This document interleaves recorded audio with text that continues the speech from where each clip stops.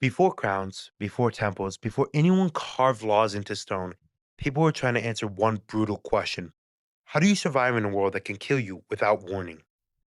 Lions stalk the edges of your settlement. Crocodiles slide through the river you depend upon. Bulls trample fields that feed your family. So you carved an image that says something bold. You carve a human standing in the center, holding those animals in place. The image shows up again and again across the ancient world. A person in the middle, beasts on either side. The animals are strong, dangerous, and very capable of tearing somebody apart. But in this image, they are controlled. We call this image today the Master of Animals motif. That name sounds clean and academic, but the idea behind it is raw. It is about fear. It is about survival. It is about somebody standing between chaos and collapse. It is about the dream that the wild can be held back. One of the earliest places we see this is in southern Mesopotamia. In the cities growing along the Tigris and Euphrates rivers, artists carved tiny cylinder seals. These seals were rolled onto wet clay to mark ownership and authority. When you stamped your seal onto a jar or a tablet, you were saying, "This belongs to me." And many of those seals showed a human figure grasping two lions or two bulls. These weren't messy fighting scenes. The animals are mirrored on each side of the figure. The person stands straight, calm, almost relaxed, and there's no panic in that pose.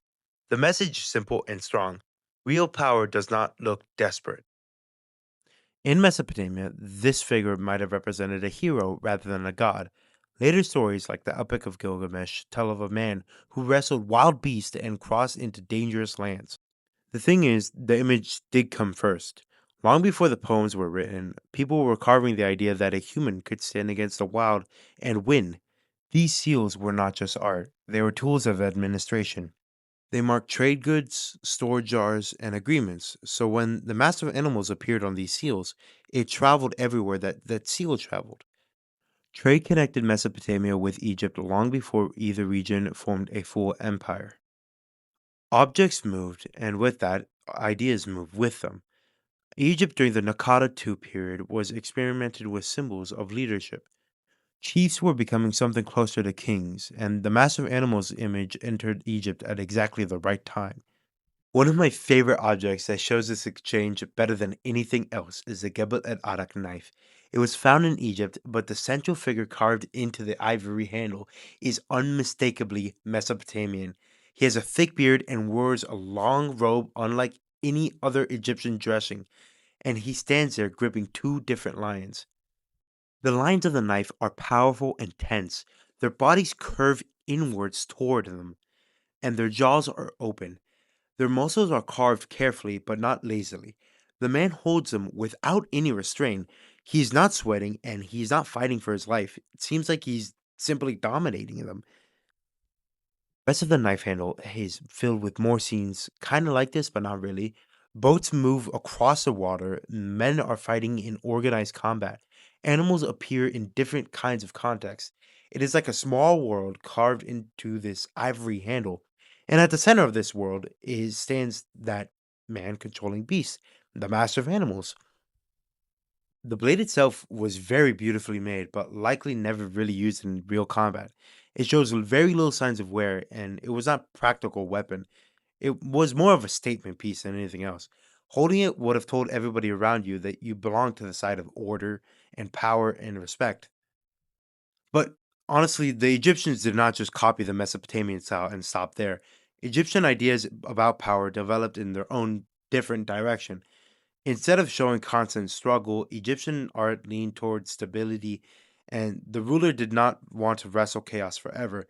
He established order and really maintained it. This shift really does become more clear at Hierakonpolis in Upper Egypt. Hierakonpolis was just not a town, it was more of a ritual center where early elites displayed power in dynamic ways. Archaeologists uncovered elite burials and ceremonial deposits, as well as evidence of large gatherings. It was more of a stage for authorities and important figures found.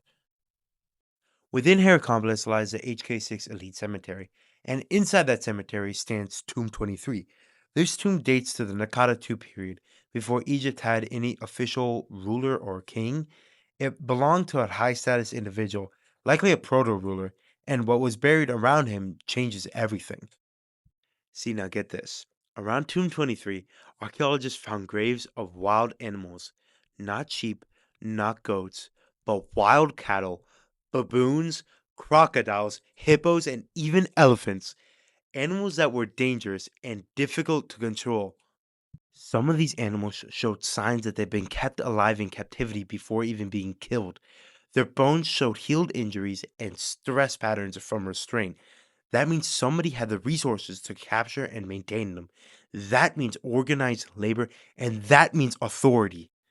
The animals were not just thrown randomly into these pits, though. They were deliberately arranged around the elite tomb. The human burial occupies the center. The wild animals form a ring around it. It is the master of animals motif turned into a living landscape. How awesome is that? Instead of carving lions beside a hero, the people of Hierakonpolis buried real creatures around their leader. The message is even stronger because it is physical. This man controlled the wild in life and carried that control into death. His dominance was permanent. See, crocodiles and hippos were not harmless symbols. They never have been. They were serious threats along the Nile. They could overturn boats and destroy livelihoods. To bury them near an elite grave was to claim power over the river itself. Control over animals became control over your environment. Wild cattle and oryx carried different meaning. They represented strength and agricultural power. Later Egyptian religion would tie cattle imagery to divine and royal identity. In Tomb 23, we see the roots of that symbolism, though. Mastery over herds becomes mastery over land. This burial complex predates the first official pharaohs. That means kingship in Egypt did not invent the idea of controlling chaos. It inherited it. The Tomb 23 shows ideology before it became formal doctrine. It shows power in its experimental phases. Unlike the dramatic Mesopotamian hero gripping lions in a frozen moment of tension, the Egyptian version feels more resolved. The animal's already subdued. There's no visible struggle, and authority appears settled. The quiet confidence would later define Egyptian kingship. While the Master of Animals shows one way of thinking about control, there's another image that appears across the ancient world, the Mistress of Animals. She appears among wild creatures, often lions or birds, but the dynamic feels different. The animals gather around her rather than fight her. In parts of the Aegean and Anatolia, this figure evolves into a powerful goddess associated with wilderness. Later Greek art shows Artemis surrounded by deer and wild animals, but she does not wrestle them, she governs them. The wild becomes her domain. You see, the Mistress of Animals suggests that control does not always mean domination. Sometimes it means understanding cycles like birth, death, and the renewal of all belonging to the wild. Power can be about balance rather than suppression. That is a different kind of authority. Egypt echoes this idea in figures like Hathor and Sekhmet. Hathor carries bovine symbolism and ties to fertility and kingship, while Sekhmet embodies both destruction and healing. These goddesses command dangerous forces without being overwhelmed by them. They embody contained power. The existence of both the master and the mistress of animals show that ancient people did not think in just simple categories. Power could be forceful or nurturing. It could conquer or regulate. Both models address the same fear of chaos. Both offered stability in different ways. See, but back in Mesopotamia, kings eventually staged lion hunts as public displays of dominance. Relief shows rulers confronting beasts in controlled environments. These hunts were performances. The king reenacted the massive animal image in real life. It was more of a political theater. In Egypt, kings performed rituals to defeat symbolic enemies and maintain cosmic order. Instead of wrestling lions, they smote enemies carved into temple walls. The logic remained the same: order must be defeated, chaos must be contained. The massive animals motif did not disappear as societies grew more complex. It shifted into mythology. Heroes inherited the role. Gods took on animal companions, and the image survived because the problem it addressed never really went away. The world was still unpredictable. What makes Tomb 23 so powerful is that it turns imagery into reality. It shows us an image of man who built his authority around visible control of dangerous creatures. It shows organizational effort to capture and maintain the wild, and it shows belief made physical. It shows power buried inside the earth. The Gebel el-Arak knife, on the other hand, shows us ideas in motion. It proves that early Egyptians were connected to Mesopotamians through trade and cultural exchange. Symbols crossed borders long before any armies did. Authority was borrowed, reshaped, and redefined.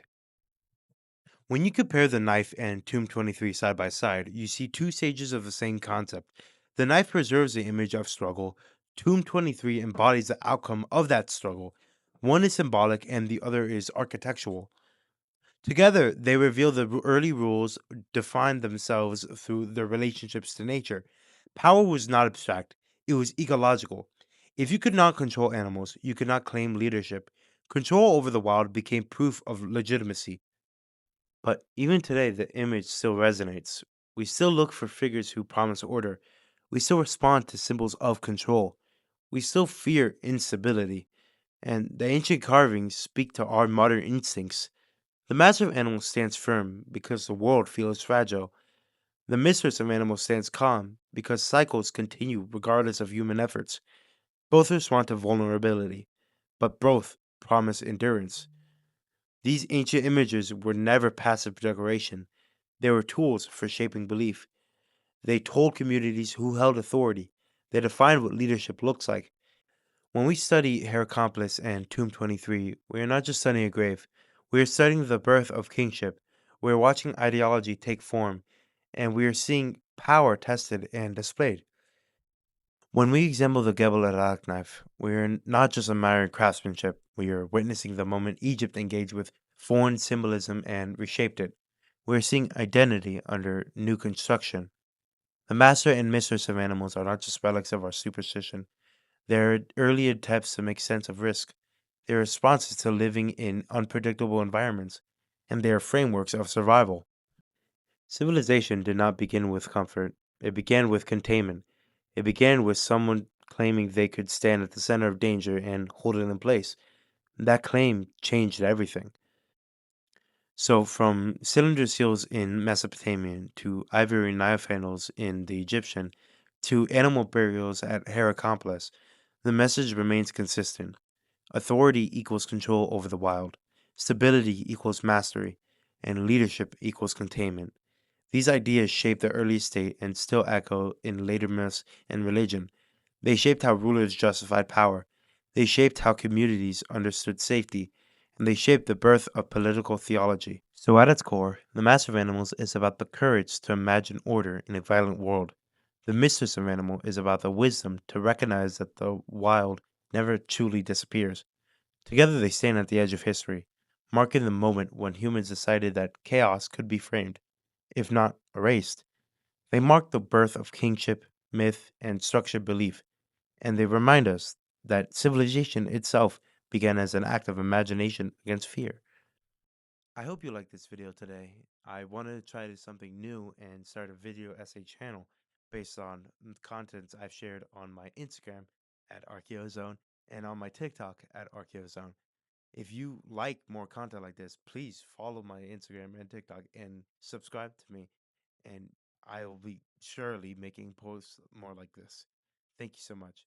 Bye bye.